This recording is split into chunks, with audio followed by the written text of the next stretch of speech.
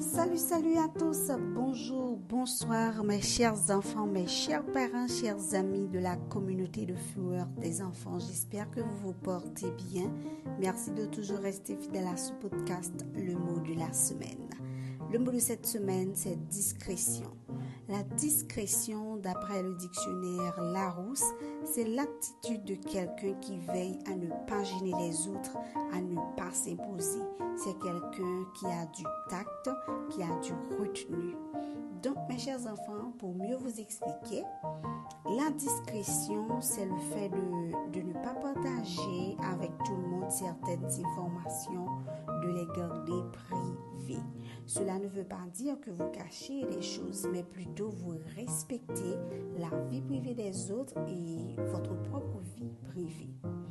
La discrétion peut vous aider à vous protéger et à protéger les autres. Elle peut vous éviter des ennuis et des situations très embarrassantes. Il est important de ne pas confondre la discrétion avec le mensonge ou encore la tromperie. Il est toujours important d'être honnête et de dire la vérité. Toutefois, certaines informations, mes chers enfants, doivent simplement être gardées privées. Pourquoi la discrétion est importante? La discrétion est importante pour plusieurs raisons. Voici quelques-unes. Parce qu'en étant discret, on apprend également à être plus réfléchi dans notre communication. Cela peut nous aider à développer notre confiance en nous-mêmes et nous nous sentirons plus sûrs de nos paroles, de nos actions. Et en étant discret, on apprend à éviter les rumeurs et les commérages. Apprendre à garder des informations confidentielles peut aider à prévenir des rumeurs et des commérages.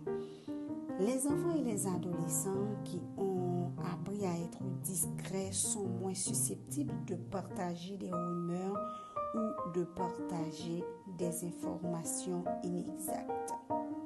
Comment donc, mes chers parents, apprendre la discrétion aux enfants et aux adolescents?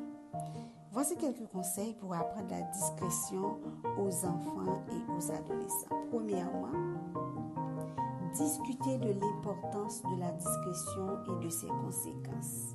Parler avec les enfants, avec les adolescents de l'importance de la discrétion et de la protection de la vie privée. Expliquez-les pourquoi il est important de ne pas partager des informations personnelles ou confidentielles sans autorisation. Expliquez les conséquences potentielles de ne pas être discret. Deuxièmement, établir des règles claires à la maison. Établissez des règles claires sur ce qui peut être partagé et ce qui ne peut pas l'être. Cela peut inclure des informations personnelles, comme des photos, des vidéos, des opinions, etc. Troisièmement, entraînement à la communication. Entraîner les enfants et les adolescents à communiquer de manière réfléchie. Très important. Quatrièmement, encourager la confiance en soi. Encourager les enfants et les adolescents à développer leur confiance en eux-mêmes. Des enfants qui ont confiance en eux sont plus susceptibles de prendre des décisions réfléchies et de faire preuve de discrétion dans leur communication. Et enfin, cinquièmement, montrer l'exemple. Les enfants et les adolescents sont souvent influencés par le comportement des adultes. Et il est donc important de montrer l'exemple en étant discret soi-même.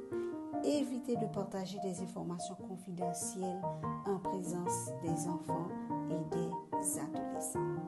C'est tout pour ce numéro de podcast, mes chers enfants, mes chers parents.